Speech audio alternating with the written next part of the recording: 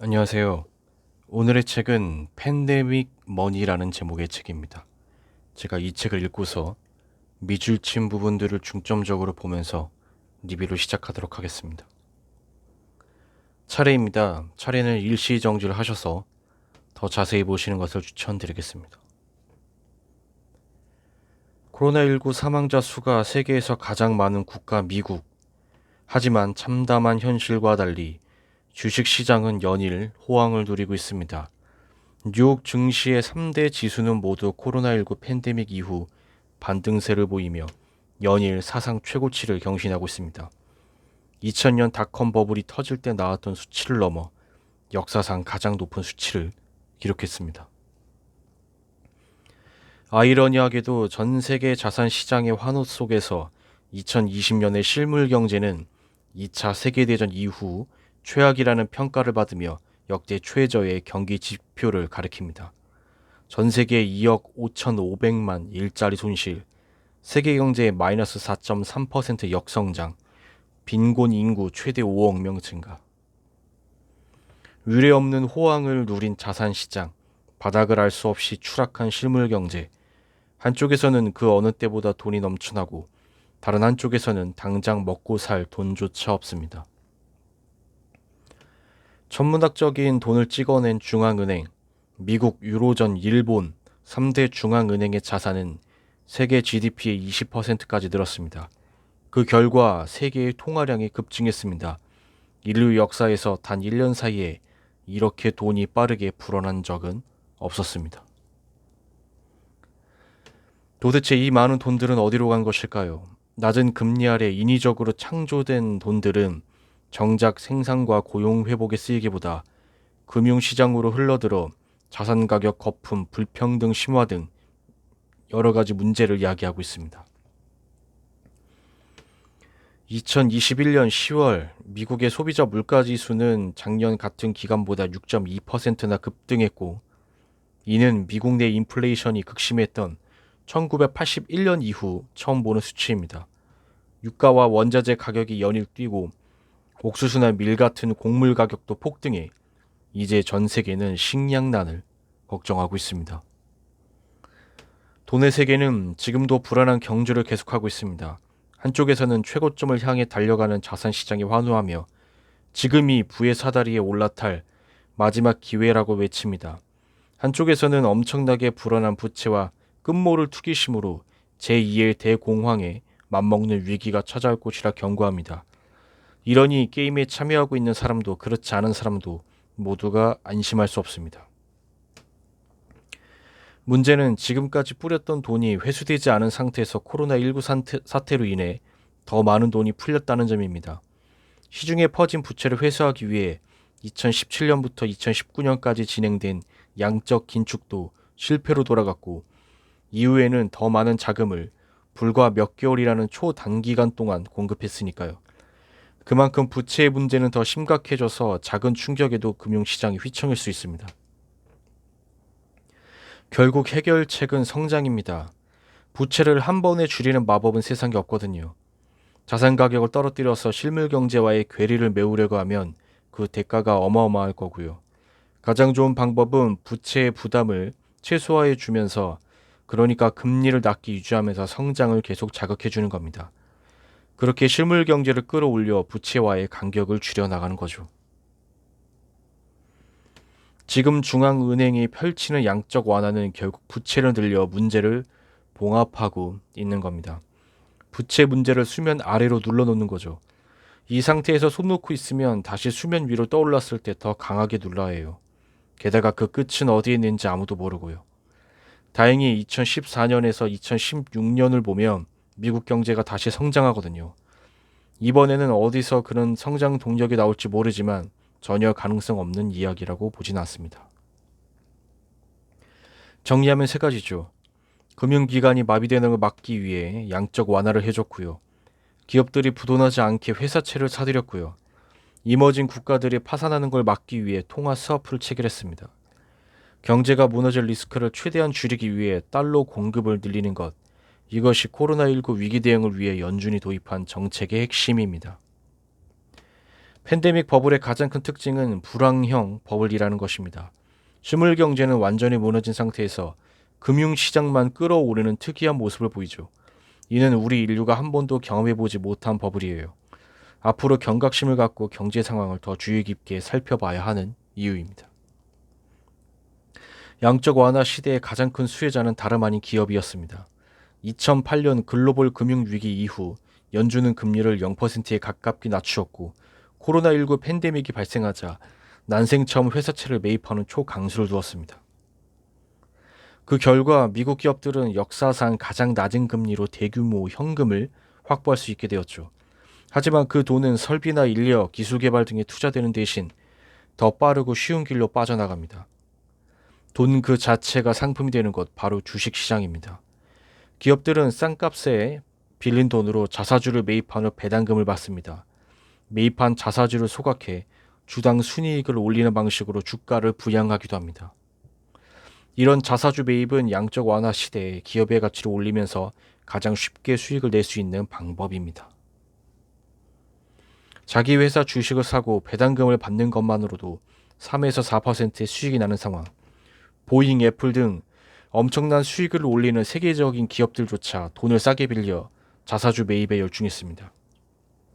양적 완화 시대, 주가를 끌어올린 주역들은 자사주를 매입한 기업들이었습니다. 팬데믹 이후에도 마찬가지입니다. 2020년 이후 미국 기업들은 자사주 매입을 22년 만에 최대 수준으로 늘렸습니다. 자산 시장의 이런 호황은 일자리를 박탈당하고 제자리 수준의 임금을 벗어나지 못하는 많은 사람들에게 상대적 박탈감을 줍니다. 이제 노동을 통해 버는 돈은 너무 초라해 보입니다. 예금 적금으로는 집 한 채조차 사기 힘든 시대, 개인 투자자들은 빚을 내서라도 자산 시장에 몰려들기 시작합니다. 양적 완화로 풀린 돈은 모두에게 평등하게 돌아가지 않습니다. 신용이 없는 사람들은 자산 시장으로의 접근 자체를 차단당합니다. 월세를 내지 못한 사람들은 강제 퇴거를 당해 거리로 쫓겨납니다. 성장이나 수익, 세금이 아닌 양적 완화가 경제에 도움이 된다는 논리는 연준을 비롯한 중앙은행의 말에 기반하고 있습니다. 하지만 어디에도 양적 완화가 경제에 도움이 된다는 것을 보여주는 실질적인 근거는 없습니다. 실물 경제보다는 금융시장에 미치는 영향이 훨씬 더 크고 빠르기 때문에 주식이나 부채, 부동산 등의 자산에만 버블을 형성하고 있죠. 중앙은행들은 양적 완화로 만들어진 돈이 실제로 어디로 갔는지 책임지지 않아요. 돈이 실물 경제로 흘러갈 것이라고 말만 할 뿐 실제로는 어떤 추적이나 감시도 하지 않죠.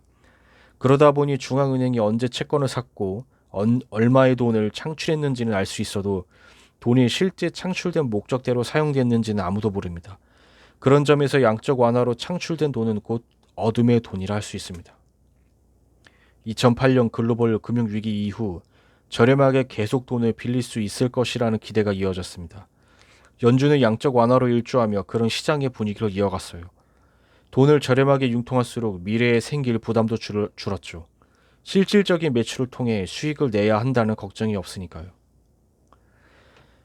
이런 과정에 따라 주식시장에는 엄청난 버블이 생겼습니다. 미국의 GDP가 연평균 2% 오를 동안 S&P 500 지수는 연평균 12%씩 올랐어요. 저렴한 자금은 계속 투자처를 찾다 주식시장으로 흘러들었고 기업들은 자사주를 매입하는 방법을 계속 이용했죠. 이건 미국, 유럽, 일본, 중앙아메리카, 남아메리카, 아시아 등 전 세계에서 일어나고 있는 일이에요. 기업 부채 시장의 새로운 위기는 분명 커지고 있습니다. 이제 미국을 비롯해 세계적으로도 실제 노동을 통한 임금이나 이를 저축한 일상적인 소득이 아닌 금융자산을 통해 축적한 부의 비율이 더 높습니다. 그런 의미에서 주식 투자는 이제 소득의 수단으로 점점 더 각광받고 있고요.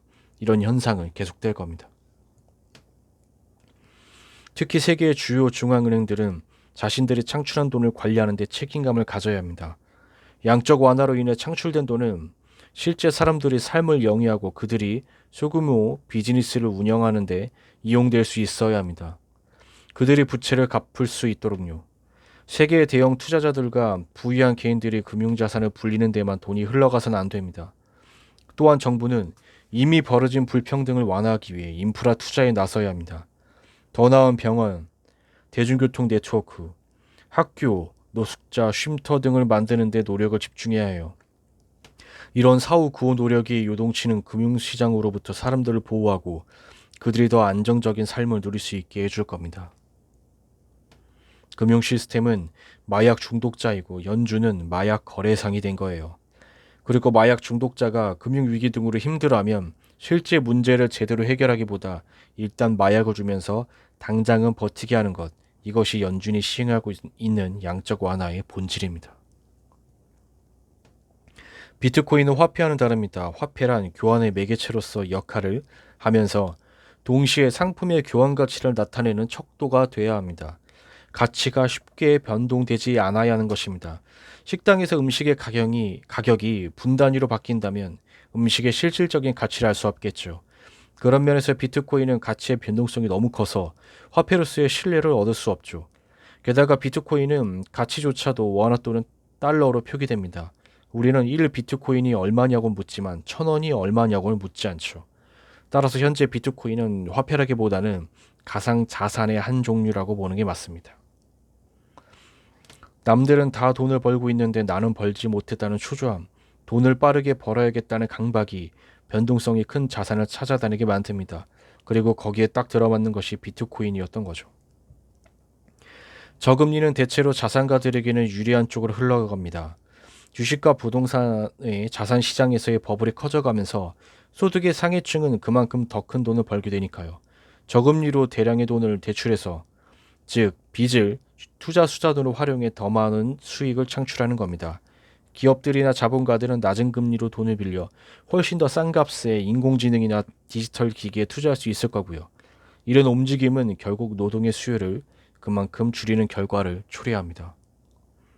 반면 취약계층이나 저소득층에게 빚은 생계의 수단이기 때문에 수익을 낼 수가 없습니다. 당장 쌀 사고 월세 내는 데 쓰려고 빌린 돈이니까요. 특히 그 중에서도 신용이 안 좋은 경우 저금리 시대에도 여전히 높은 금리로 적용받고 또 그마저도 자격이 제한되는 경우가 있습니다. 부실 가능성이 높은 만큼 상대적으로 더 높은 금리를 요구할 수밖에 없는 것이 금융시장의 원리니까요. 결국 계층 간 격차는 더 벌어질 수밖에 없습니다.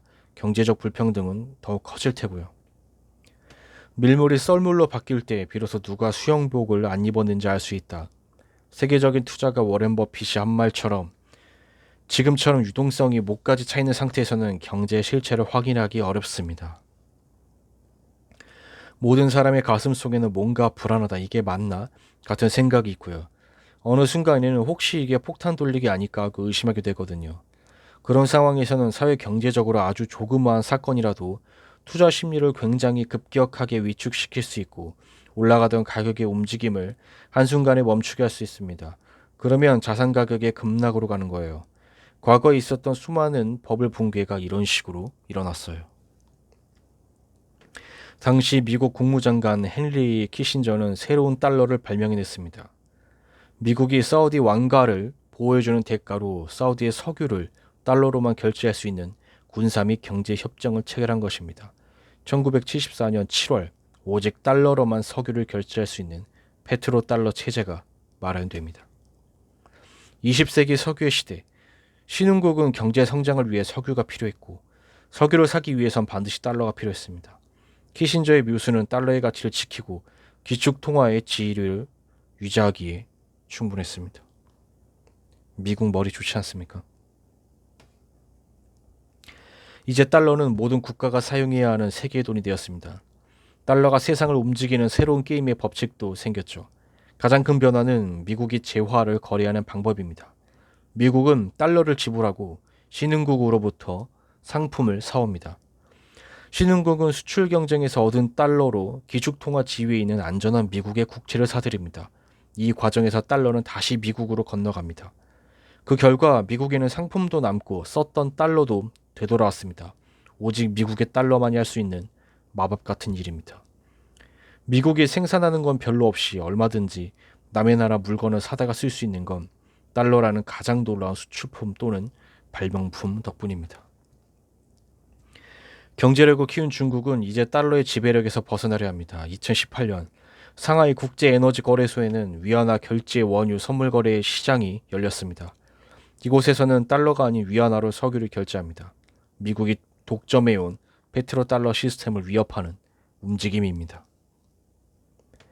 또한 중국은 세계 최초로 중앙은행이 발행하는 법정 화폐를 디지털 형식으로 전환하고 전자결제 기능을 결합한 디지털 위안화를 시험하고 있습니다. 국제무역에서도 위안화 결제가 가능하도록 함으로써 새로운 금융거래 네트워크를 구축하려는 야심이 엿보입니다. 달러의 통제력에서 벗어나기 위해 중국은 정방위적인 변화를 시도 중입니다. 이제 달러의 담보물은 금 대신 국채가 되었기 때문에 시장에서 달러의 가치를 믿어주기만 하면 미국 정부는 화폐를 발행하는 데 물리적 제약이 거의 없습니다. 달러는 기본적으로 신용, 곧 부채에 기반해 만들어집니다. 따라서 부채로 이익을 얻는 수혜자들이 그 부담 또한 공평하게 나눠서 져야 하죠. 하지만 현재 달러 시스템은 이러한 부채 이익과 부담의 공정한 배분에 실패했습니다.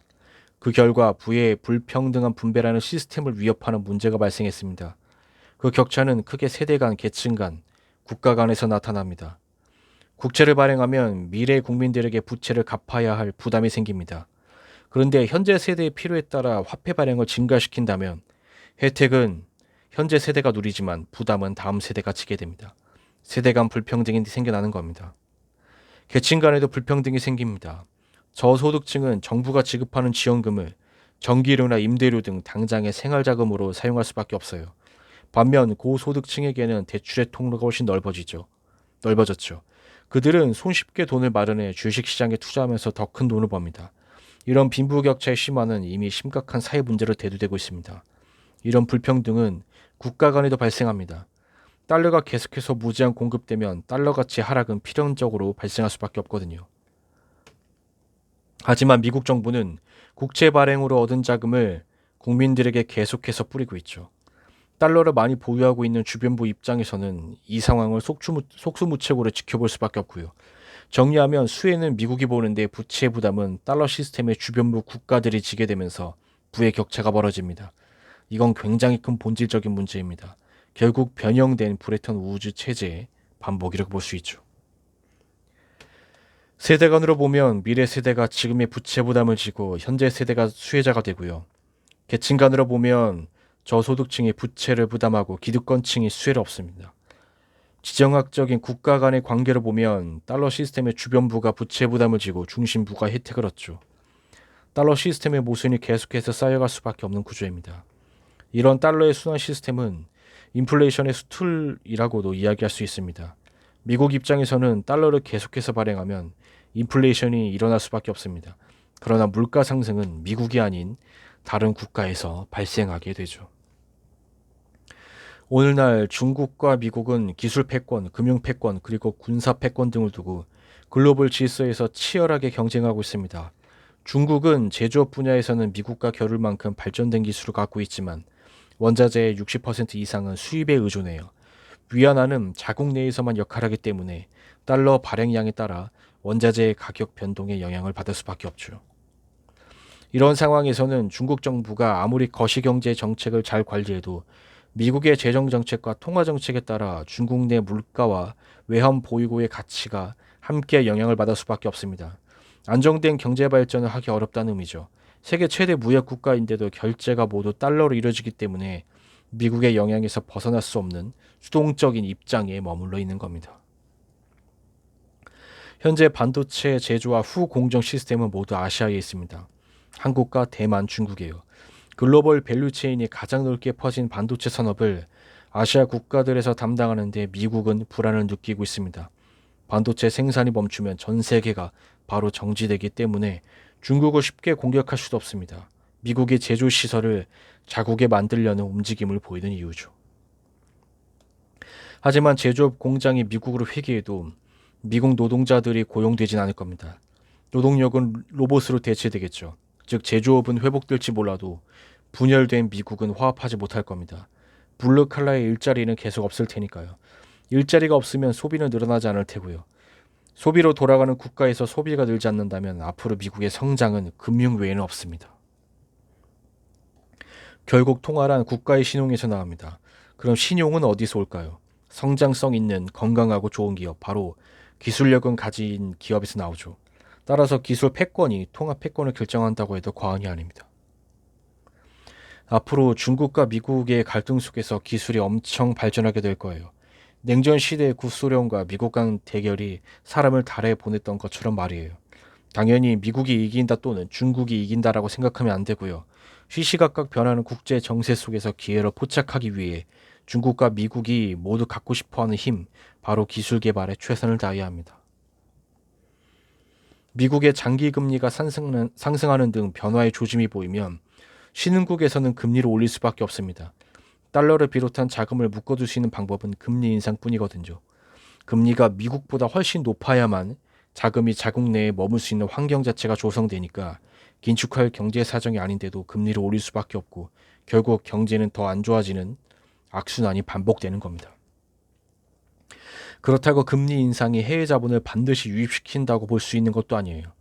금리가 급격히 인상돼 경기 침체가 가속화되면 결국 자국의 화폐 가치는 더욱 하락하고 수입 물품 가격이 천정부지로 치솟아 인플레이션을 더 부추기는 결과를 낳을 수 있습니다. 그러면 오히려 안전자산인 달러의 품귀 현상이 심화되죠. 결국 달러 패권에서 완전히 독립해 살아갈 환경이 되지 않는 이상 신흥국에게는 달러의 통제 자체가 사실상 불가능하다고 할 수 있습니다. 제조업 중심의 시대에는 교육 수준이 그리 높지 않더라도 신체가 건강하고 성실하다면 소득이 나쁘지 않았습니다. 하지만 지금 제조업은 어느 국가에서든 축소되는 경향입니다. 그래서 제조업 종사자들의 소득은 좀처럼 늘지 않죠. 따라서 전체적인 교육 수준을 올리는 것이 필요합니다. 예를 들어 학교 커리큘럼에서 직업교육이나 컴퓨터, 프로그래밍, 코딩 교육을 강화하는 거죠. 이미 시장에서는 탈탄소 움직임이 나타나고 있습니다. 2020년 10월 미국 에너지 부문에서 시가총액 1위 기업인 석유업체 엑손모빌이 신재생 에너지 업체에게 잠시나마 1위 자리를 내어주는 일도 있었죠.